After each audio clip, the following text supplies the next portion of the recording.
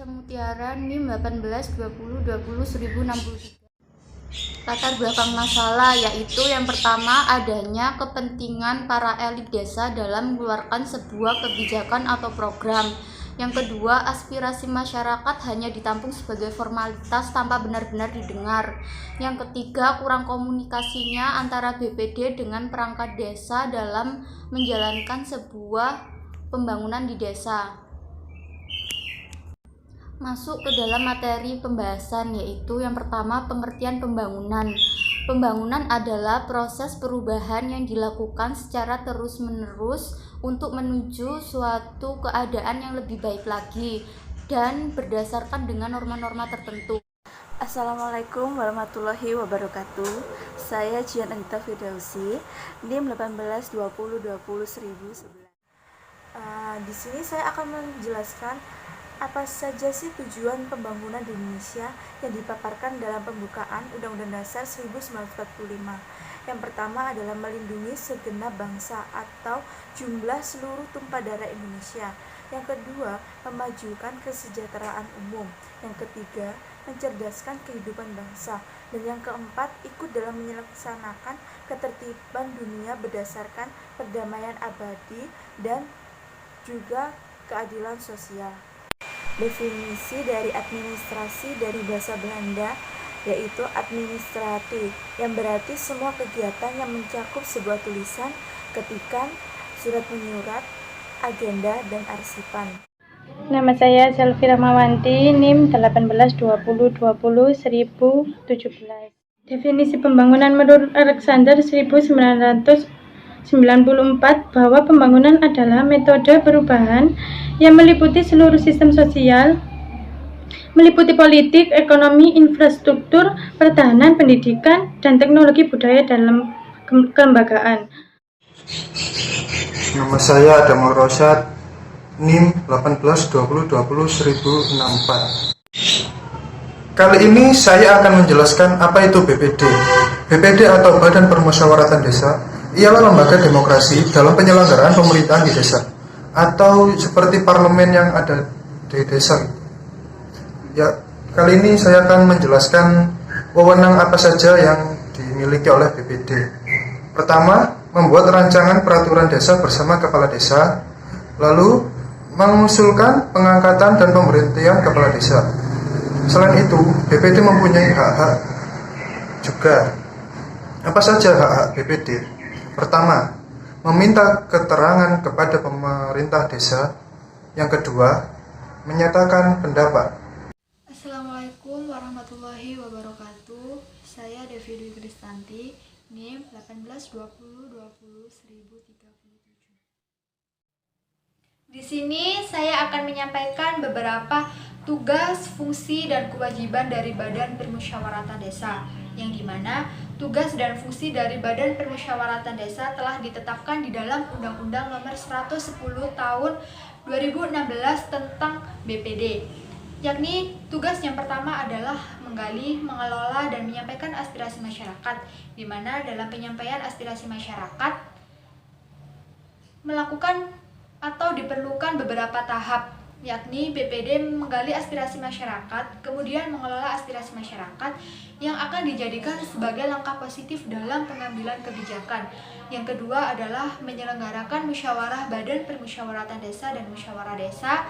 Yang ketiga adalah membentuk panitia untuk pemilihan kepala desa, yang dimana dalam pembentukan panitia ini telah sesuai dan ditetapkan di dalam peraturan daerah.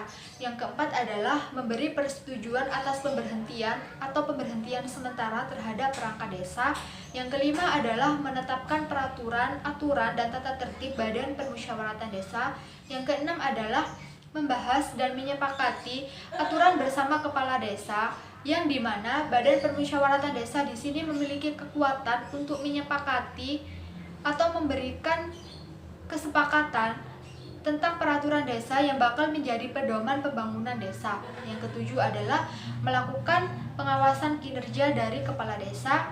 Dan yang kedelapan, terakhir, yaitu mengevaluasi laporan penyelenggaraan pemerintahan desa. Selain tugas dari Badan Permusyawaratan Desa juga memiliki fungsi yaitu Badan Permusyawaratan Desa sebagai unsur penyelenggaraan pemerintah desa serta menetapkan peraturan desa, menampung dan menyalurkan aspirasi dari masyarakat. Selain tugas dan fungsi, Badan Permusyawaratan Desa juga memiliki kewajiban, yaitu yang pertama, membahas dan merancang dari peraturan kepala desa. Yang kedua yaitu semua aspirasi dari penduduk di bidang pembangunan, menampung dan mengayomi dengan rasa penuh tanggung jawab dan kerjasama yang baik.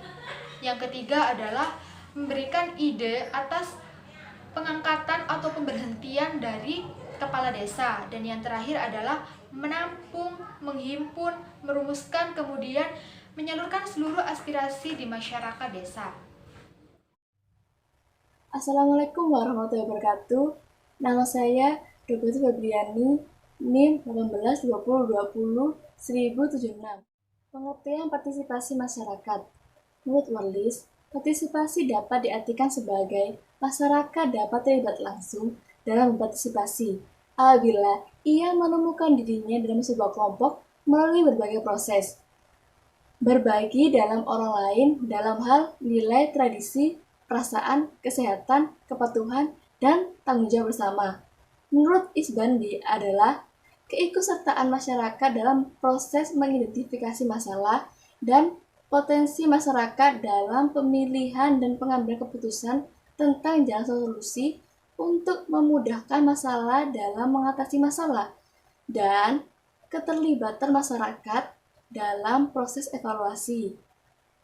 Pentingnya partisipasi masyarakat menurut Conyers yaitu guna untuk memperoleh informasi mengenai kondisi atau keadaan, kebutuhan dan sikap masyarakat setempat tanpa adanya program pembangunan. Nama saya Muhammad Jalaluddin Rafsanjani, NIM 1820201025. Jalan keluar.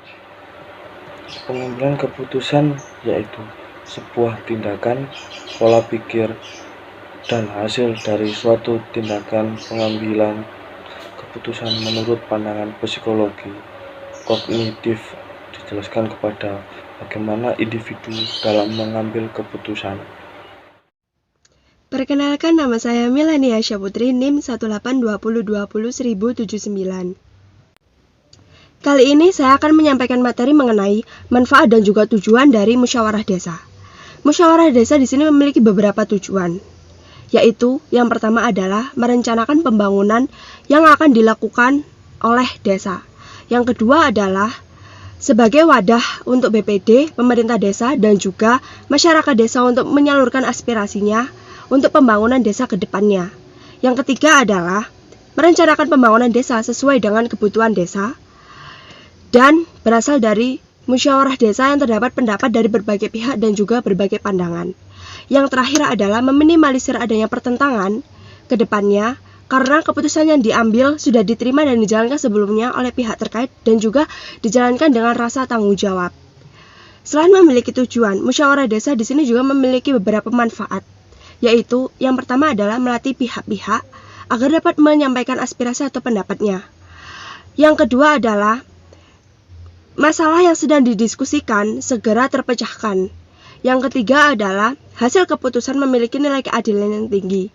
Yang keempat adalah hasil keputusan bisa diterima oleh semua. Warahmatullahi wabarakatuh. Saya Dia Marista, NIM 1820201078. Studi kasus yang kelompok kami ambil yakni pada kantor desa Larangan, Kabupaten Sidoarjo. Secara universal, BPD, Badan Musyawaratan Desa, sangat berpengaruh penting terhadap pelaksanaan kegiatan guna mencapai suatu tujuan. BPD dapat pula disebut sebagai lembaga yang mewujudkan demokrasi bagi penyelenggaraan desa. Masa jabatan BPD yakni 6 tahun. BPD pula yang pada idealnya sebagai wadah penampung aspirasi warganya. Warganya dapat menyalurkan aspirasinya setiap individu masing-masing kepada pihak BPD. Peran serta masyarakat sangatlah penting untuk mendukung program maupun kegiatan pemerintah desa. suaranya mampu mengarahkan perilaku pemerintah desa dalam hal administrasi pembangunan sebagai kritik maupun saran. Dalam aspek politik, adanya spekulasi yang mundur dalam pengaruh BPD yang sebagai penampung aspirasi masyarakat, akan tetapi mereka belum paham peranan maupun tupoksinya.